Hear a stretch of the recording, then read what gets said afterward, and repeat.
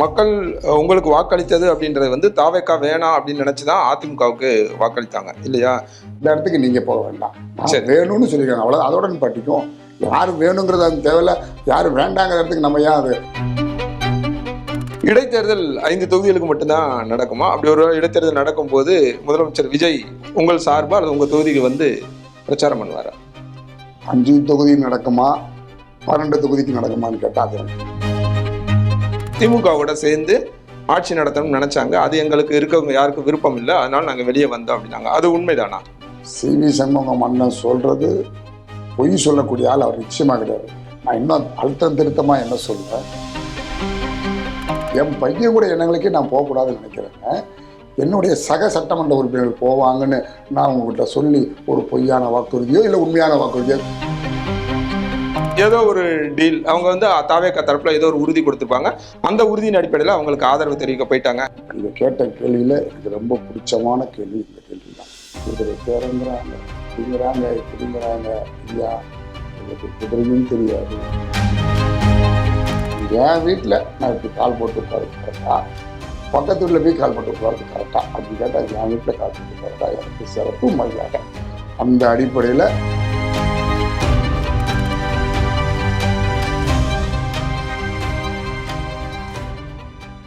வணக்கம் and welcome to Thiru talks. இன்றைய நிகழ்ச்சியில் நம்மோடு இணைந்திருக்கும் விருந்தினர் அதிமுகவில் இருந்து விலகி அண்மையில் தாவேக்காவில் இணைந்திருக்கும் திரு இசக்கி சுப்பையா அவர்கள். வணக்கம் சார். வணக்கம். எப்படி இருக்கீங்க? நல்லா இருக்கேன். நீங்க எப்படி இருக்கீங்க? நல்லா இருக்கேன். நீண்ட நாட்களா அதிமுகவோட பயணம், அமைச்சரா இருந்திருக்கீங்க, 2 முறை எம்எல்ஏ, 3வது முறையும் எம்எல்ஏவாக மக்கள் உங்களை தேர்வு செஞ்சிருக்காங்க. ஏன் தாவேக்கா அப்படின்ற இடத்துக்கு நகர்ந்தீங்க? தலைவர் ஆரம்பித்த கட்சி, அம்மா வளர்த்த கட்சி இன்னைக்கு ரொம்ப கேள்விக்குறியாக இருக்குது. அதை பற்றி நான் பேச விரும்பலை. ஆனால் இந்த இயக்கத்தில் மறுபடியும் நம்ம நீடித்தோம்னா, நம்ம எந்த மக்கள் சேவைக்காக வந்தோமோ அந்த சேவை தடை பற்றுமோங்கிற ஒரு எண்ணத்தினால தான் புரட்சி தலைவர் மாதிரியே சினிமா தொழில் கொடிகட்டி பறந்து பல கோடி சம்பாதிக்கக்கூடிய ஒரு தலைவர், இப்போ நான் எடுத்துக்கிட்ட என்னுடைய தலைவர் முதல்வர் அவர்கள் அதை விட்டு மக்கள் சேவைக்காக இந்த இயக்கத்தை ஆரம்பிச்சாங்க. அந்த ஒரு காரணத்திற்காகவும் இல்லை, இப்போ அவங்க கட்சி ஆட்சிக்கு வந்திருக்கு 11-15 நாட்கள் ஆகிறது இன்றோடு அப்படின்னு வச்சுக்கிட்டா கூட அவங்க மக்கள் சேவை தான் செய்ய போறாங்க அப்படின்றது எந்த இடத்துல முடிவுக்கு வந்தீங்க? நீண்ட காலமாக அதிமுக ஒரு பெரிய லாங் டர்ம், நீங்களே சொல்லுங்க 80களில் இருந்து இருந்திருக்கீங்க அப்படின்னு. இவ்வளவு நாள் டிராவல் பண்ண அதிமுக விட எந்த இடத்துல அது தாவேக்கா உயர்ந்ததா நீங்க பாக்குறீங்க? இங்கே யார் உயர்ந்தவங்க யார் தாழ்ந்தவங்கிற கொஸ்டின் கிடையாது. இன்னைக்கு யார் இந்த ஆட்சியை சிறப்பாக செய்ய முடியும் அப்படிங்கிற ஒரு காரணத்தினால மக்கள் பெருவாரியான வாக்குகள் கொடுத்து இன்னைக்கு முதல்வர்களை வெற்றி பெற செஞ்சுருக்காங்க.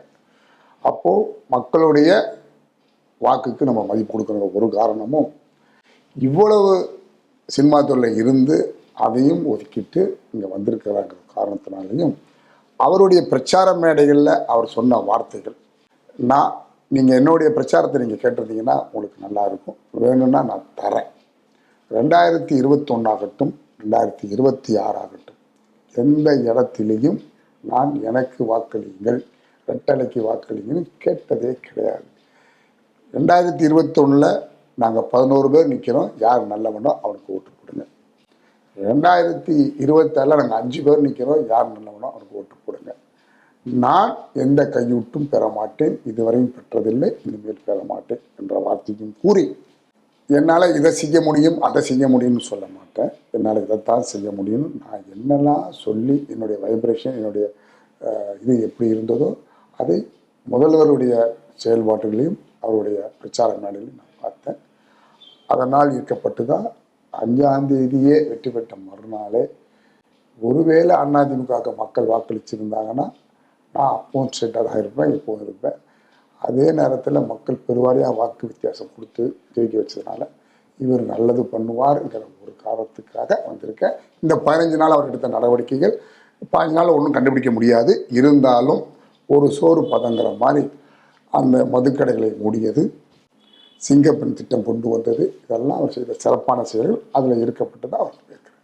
இப்போ நீங்கள் குறிப்பிட்டதுல இருந்து தான் மக்கள் உங்களுக்கு வாக்களித்தது அப்படின்றது வந்து தாவேக்கா வேணாம் அப்படின்னு நினச்சி தான் அதிமுகவுக்கு வாக்களித்தாங்க இல்லையா? திமுக வேணாம், தமிழக வெற்றி கழகம் வேணாம் அப்படின்ற இடத்துல தான் அதிமுகவில் உங்களை தேர்வு பண்றாங்க. அப்படின்னும் போது நீங்க எடுக்கிற இந்த முடிவு அப்படின்றது அவங்களோட முடிவுக்கு அல்லது அவங்களோட தீர்ப்புக்கு முரணா இருக்காதா? நீங்கள் கோச்சிக்க கூடாது. நீங்கள் நெகட்டிவாக பேசுகிறீங்க, நான் பாசிட்டிவாக பேசுகிறேன். இன்னைக்கு என்ன நெகட்டிவாக பேசுகிறீங்கன்னா, தாவேக்கா வேண்டான்னு எனக்கு வாக்களிச்சு. நான் அப்படி சொல்லலை, நான் வேணும்னு வாக்களிச்சிருக்காங்க, அவ்வளோதான். நான் எந்த இடத்துலையுமே நல்லவர் வரணும்னு சொல்லி கேட்டேன், நல்லவர்கள் வரணும்னு சொன்னாங்களே தவிர தாவேக்கா வேண்டான்னு சொல்லலை. சில இடங்கள்ல இல்ல, இப்ப உங்க தொகுதியில திரு எசகி சுப்பையா இருக்காரு, எதிர்த்தரப்புல தாவேக்கா திமுக கண்டஸ்ட் பண்றாங்க அப்படின்னா அவங்க 2 பேரும் வேணா, எசகி சுப்பையா வேணும் அப்படின்னா என்ன முடிவு எடுக்கிறாங்கன்னா நீங்க வேணும் அப்படின்னு, அப்ப அவங்க வேண்டாம் தானே அது பொருள். நீங்க அந்த இடத்துக்கு நீங்க போக வேண்டாம், நான் வேணும்னு சொல்லியிருக்காங்க, அவ்வளவு. அதோட பட்டிக்கும் யாரு வேணுங்கிறது அது தேவையில்ல, யாரு வேண்டாங்கிற இடத்துக்கு நம்ம ஏன் அது அது அவங்க மனசையும் புண்படுத்திக்கிட்டு இங்க எசகி சுப்பையா வேணும்னு நினைச்சிருக்காங்க, அவ்வளவுதான். தாவேக்கால உங்களோட அடுத்த கட்ட நகர்வு என்னவா இருக்க போகுது? தாவேக்கா எங்க போகுதோ அங்கே நாங்கள் போக போகிறோம், அவ்வளோதான். எனக்கு அடுத்த கட்ட நடவடிக்கை அப்படி எந்த இடத்துலையும் யாரும் சொல்லக்கூடாது. அப்படி என்னுடைய இது என்னென்னா, ஒரு தலைமையை ஏற்றிருக்கோம் அப்படின்னா தலைமை என்ன போகுதோ அது வழி தான் போகணும். என்ன அடுத்த கட்ட நடவடிக்கை என்னென்னு இருக்குது, அவர் எங்களுடைய முதல்வர் என்ன நடவடிக்கையோ அதை ஃபாலோ பண்ணுவோம். இல்லை, திரும்ப திரும்ப அதுதான் கேள்வி. இப்போ நீங்கள் சொன்ன அதே வார்த்தைக்கு தான் நானும் வரேன். இப்போ தலைமை என்ன முடிவு எடுக்குதோ அதை ஏற்றுக்கிட்டு இருக்கணும் அப்படின்னா, திரு எடப்பாடி பழனிசாமி அதிமுக பொதுச் செயலாளர், இத்தனை ஆண்டு காலம் அவரோட தான் நீங்கள் ட்ராவல் பண்ணுறீங்க. அந்த தலைமை என்ன முடிவு எடுத்ததோ அதை ஏற்றுக்கிட்டு தான் வந்துட்டு இருக்கும்போது இப்போ என்ன சிக்கல் ஏற்பட்டது அங்கேருந்து வெளியே வர்றது? கரெக்ட். இப்போ அதை தான் திருப்பி தெளிவாக உங்களுக்கு சொல்லிடுறேன். நான் என்ன சொன்னேன், 72 தலைவர் புரட்சித் தலைவர் ஆரம்பித்த கட்சி, அம்மா ஆரம்பித்த வளர்த்த கட்சி இன்னைக்கு எப்படி இருக்குன்னு கேட்டேன். அதுக்கு உங்ககிட்ட இந்த பதில். இப்போ இது என்னென்னா, இந்த இன்டர்வியூவில் இதெல்லாம் கொடுக்கும்போது நான் பேசும்போது திருப்பி உங்களை நான் கேட்டால் நீங்கள் பதில் சொல்ல மாட்டீங்க. ஒன்று என்னை சேர்ந்தவங்க என்ன சொல்கிறாங்க, அப்படிலாம் திருப்பி அவங்கள கேட்காதீங்க அப்படின்னு எனக்கு வேண்டிங்க சொல்கிறாங்க. அப்படி கேட்கக்கூடாதா? நீங்கள் கேளுங்க, நான் உங்களை கேட்கலாம்ல.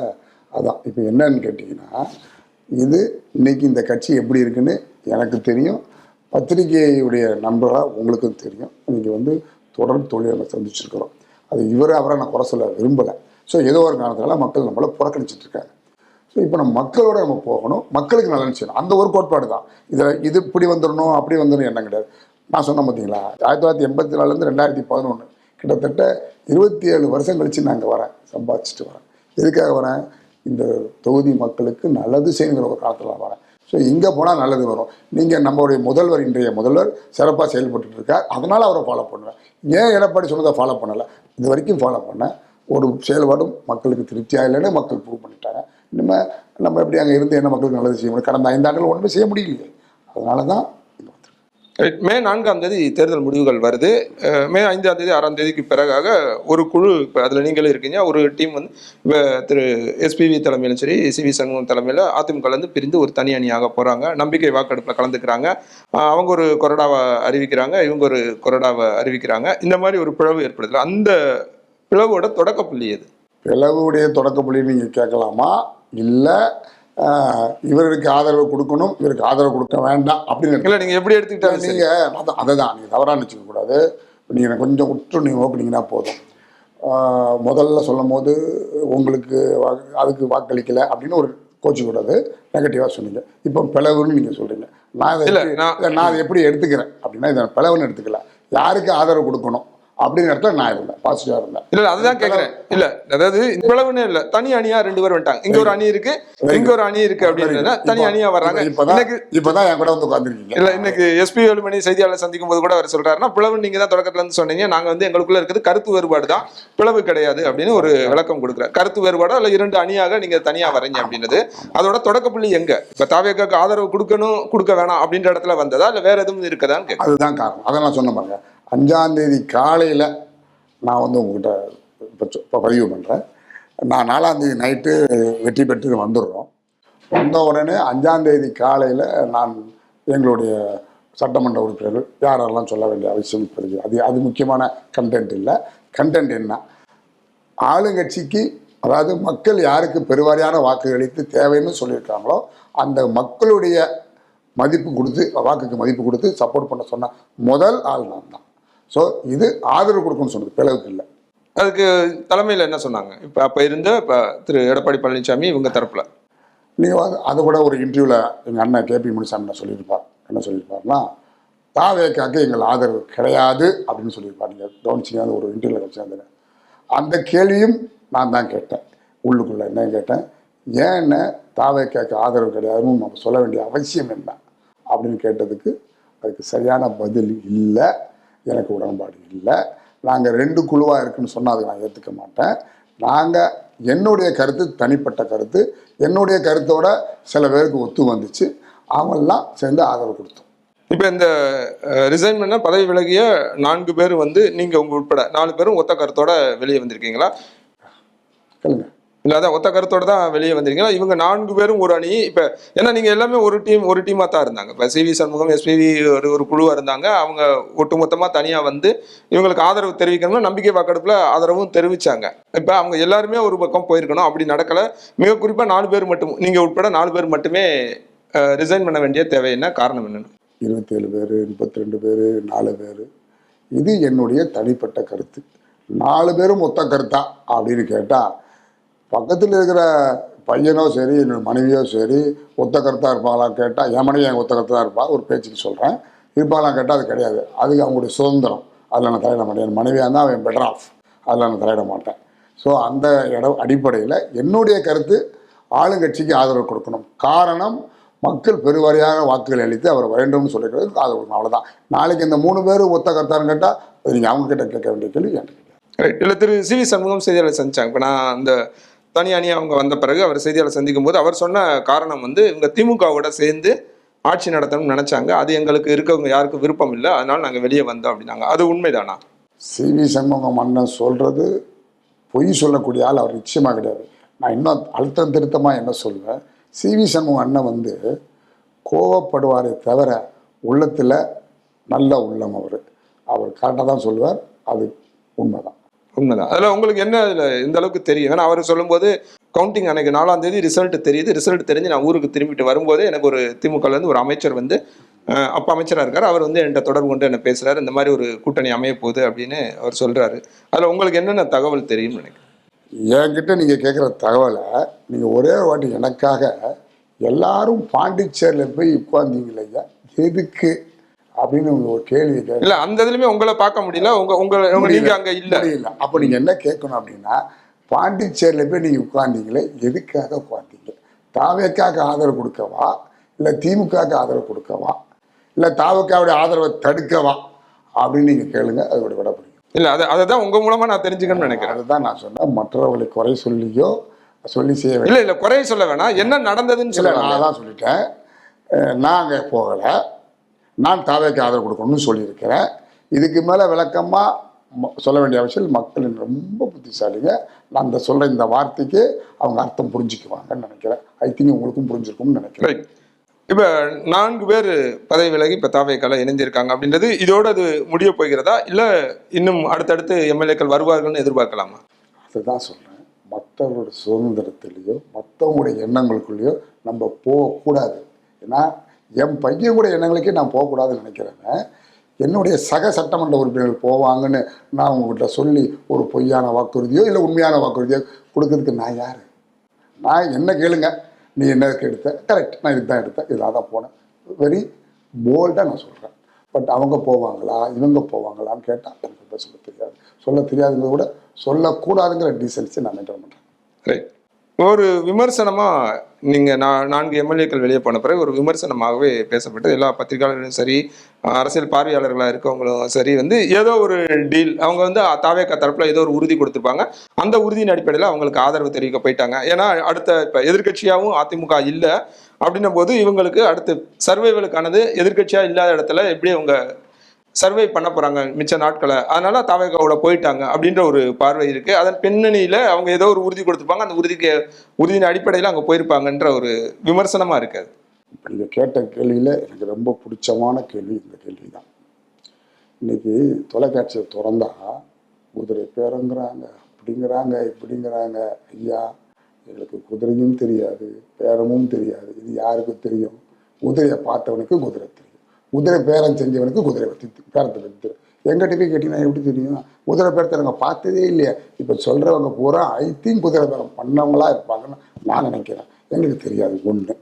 ரெண்டாவது, ஏதாவது ஒரு கமிட்மெண்ட்டு கொடுத்து போயிருப்பாங்க. எஸ், கமிட்மெண்ட் கொடுத்தாங்க. என்ன கமிட்மெண்ட்? அதுதான் நீங்கள் சொல்லணும். சொல்ல போகிறேன். என்ன கமிட்மெண்ட், என் தொகுதிக்கு நல்லது செய்யணும், என்ன நல்லது செய்ய போகிறாங்க. கடந்த ஆட்சியில் நான் எதிர்க்கட்சி சட்டமன்ற உறுப்பினர். அப்போ அன்றைய முதல்வர் உங்கள் தொகுதிக்கு தேவை என்னன்னு கேட்டார். அவராக கேட்டது. நான் 10 கோரிக்கை கொடுத்தேன். ஒரு கோரிக்கை வரல. நான் செய்த முதல் அஜெண்டாவே இந்த 10 கோரிக்கையில் முடிஞ்ச வரைக்கும் நிறைவேற்றீங்களா அப்படின்னு சிஎம்கிட்ட சொல்லும்போது சிஎம் ரொம்ப சந்தோஷப்பட்டு அது செய்யத்தான் அங்கே வந்திருக்கிறோம், செஞ்சு தரோம்னு சொன்னார். அதன் அடிப்படையில் இன்றைக்கி காலையில் என்னுடைய தொகுதி விவசாய பூமி, அங்கே 3 அணைகள் இருக்குது. பாபநாசம், சேருளாறு, மணிமுத்தாறு 3 அணைக்கட்டுகள் இருக்குது. விவசாயத்தை நம்பியிருக்க அந்த விவசாயத்துக்கு தண்ணி தேவை. அந்த கெனால் பூரா சிமெண்ட் லைனிங் செஞ்சு தரணும் அப்படின்னு இன்னைக்கு ஒரு மனு கொடுத்து உடனடியே நீர்ப்பாசனத்துறை அமைச்சர் எங்களுடைய பொதுச் செயலாளர் அண்ணன் ஆனந்தன் அவர்கள் உடனடியாக அந்த அதிகாரியை கூப்பிட்டு இதுக்கான நடவடிக்கை எடுங்க அப்படின்னு சொல்லியிருக்கார். இதுதான் எங்களுடைய முதல் கமிட்மெண்ட். அவன் எனக்கு கொடுத்த கமிட்மெண்ட். மற்றவங்க சொல்கிற மாதிரி குதிரையும் கிடையாது, பேரமும் கிடையாது, அது வாங்குற ஆள் நான் கிடையாது. உங்களுக்கெல்லாம் தெரிஞ்சிருக்கும்னு நினைக்கிறேன்.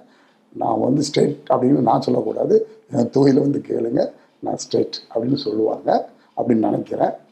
10 பேர் மாற்றி சொல்லுவாங்க, அதெல்லாம் கவலைப்படக்கூடாது.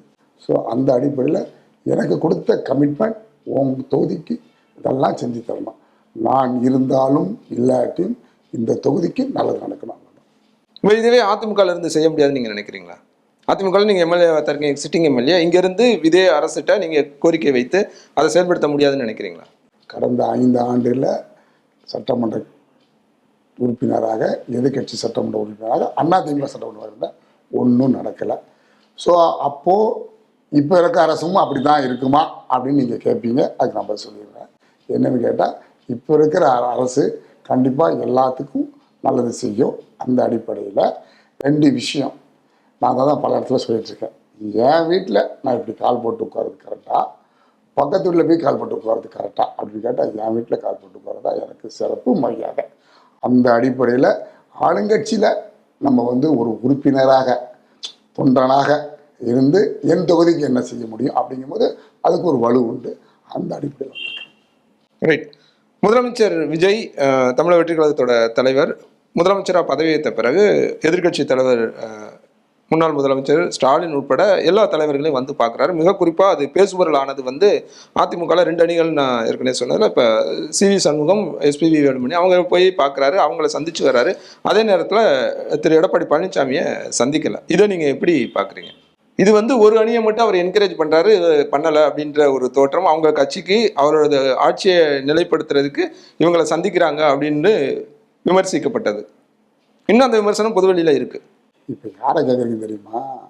தமிழகத்தில் ஒப்பில்லாமல் எல்லாராலும் ஏற்றுக்கொள்ளப்பட்ட முதல்வர் இப்படி செஞ்சால் அதோடைய உங்கள் கருத்து என்ன கேட்டது எப்படிங்க நான் சொல்ல முடியும். ஆனால் நான் என்ன சொல்கிறேன், நாம் முதல்வரை பற்றி என்ன கேட்குறீங்க? முதல்வர் இன்றைக்கு முதல்வர் நாற்காலியில் உட்காந்துருக்காருன்னா மக்கள் சும்மா ஒன்றும் ஓட்டு போடலை. அவருடைய திறமைகள் செய்வார் எண்ணத்தில். அவர் இதை மாதிரி செஞ்சுருக்காருன்னா அதுக்கு நிச்சயமாக ஒரு அர்த்தம் இருக்கும். அந்த அர்த்தம் என்ன அப்படின்னு கேட்டால் வெகு விரைவில் தெரியும். ஏன்னா நமக்கு இப்போ தெரியாது, அதுக்கு அர்த்தம் இப்போ தெரிஞ்சுதான் ஆகும், கண்டிப்பாக தெரியும். நீங்கள் பதவி விலகின பிறகு உங்கள் தொகுதியிலே நிறைய கண்டன போஸ்டர்கள்லாம் பார்க்க முடியுது. இந்த மாதிரி நீங்கள் துரோகம் செஞ்சிட்டீங்க, அதிமுகவோட உண்மையான தொண்டர்கள் அப்படின்லாம் சொல்லி நிறைய பரவலாக போஸ்டர் பார்க்க முடியுது. அதை எப்படி பார்க்குறீங்க? அதாவது மகாத்மா காந்தி நல்லவராக கெட்டவரா? நல்லவர் தான். நல்லவர். அவரை ஏன் சுட்டு கொண்டாங்க? யார் பண்ணது? கோட்ஸே. என்னென்னா இப்போ வீட்டில் எடுத்துகிட்டு போகிறாங்க, ஏன் அவரை கேள்வி கேட்டுட்ருக்கு அப்படின்னு எனக்காக போகிறாங்க. இருந்தாலும் பரவாயில்ல. என்றைக்குமே எந்த ஒரு செயல்பாட்டுக்கும் ப்ளஸ் மைனஸ் இருக்கத்தான் செய்யும். ப்ளஸ் அதிகமாக, மைனஸ் அதிகமாக. கண்டன போஸ்ட் ஒட்டிக்கான்னு சொல்லி எங்கே எவ்வளவு ஒட்டிக்கான்னு பாருங்கள். அப்போ மீதிலாம் ஒட்டலைன்னு அர்த்தம்னா அது எனக்கு ப்ளஸ். ஒட்டுக்கிறது எவ்வளவு, ஒட்டாமல் இருக்கிறது எவ்வளோன்னு பாருங்கள், அதிலே தெரியும் ப்ளஸ் எதுன்னு. என்றைக்குமே ஒரு செயலுக்கு ப்ளஸ் மைனஸ் இருக்கும். அதை எவ்வளோ சதவீதம் அப்படிங்கிற கணக்கில் எடுத்திங்கன்னா ஐ திங்க் நான் நினச்சிக்கிட்டு இருக்கிறேன், மேபி ரைட் ஆர் ராங் எனக்கு தெரியாது, ப்ளஸ்ஸாக தான் இருக்கும். ரைட். அதுக்கு ஒரே ஒரு உதாரணம், பாட்டாளி மக்கள் கட்சி தலைவர் அன்புமணி இன்னைக்கு ஒரு பேட்டி கொடுத்துருக்காரு, நீங்கள் பார்த்துருப்பீங்க.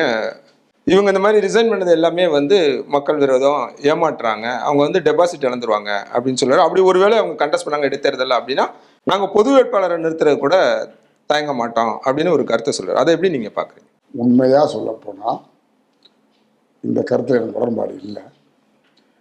இன்னைக்கு மக்கள் ஏகோபித்த ஆதரவோடு வந்திருக்கிற முதல்வர் சுற்றுப்பயணம் வராரு, வரல. எல்லா தொகுதியிலும் நிற்கக்கூடியவர் விஜய் விஜய் விஜய். அவரை எதிர்த்து எந்த பொது வேட்பாளர் நிப்பாட்டினாலும் மக்கள் தெளிவாக இருக்காங்க.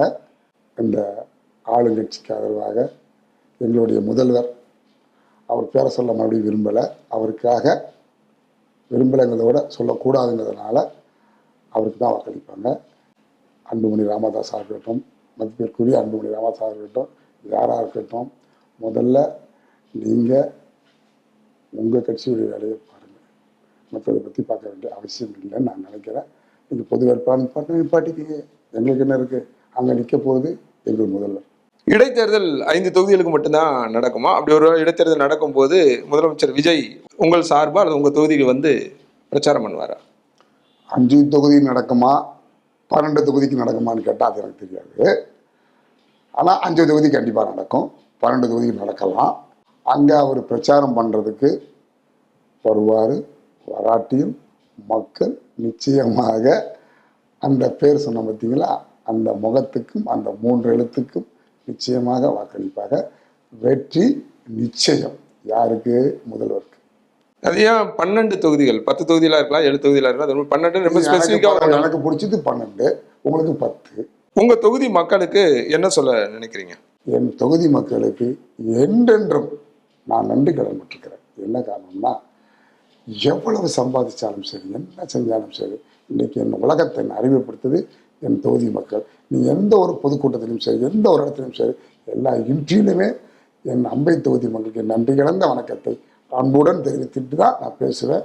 அவங்களுக்கு என்றைக்குமே நான் நன்றி பட்டிருக்கேன். அவங்களுக்கு நல்லது நடக்கணும்னா, நான் இவ்வளோ கஷ்டப்பட்டு வந்த சட்டமன்ற உறுப்பினர் பதவியே உதறி தள்ளிட்டேன்னா அவங்களுக்காக நான் இன்னைக்கு என்ன வேணாலும் செய்வேன், என் மக்களுக்காக. நன்றி சார். நன்றி.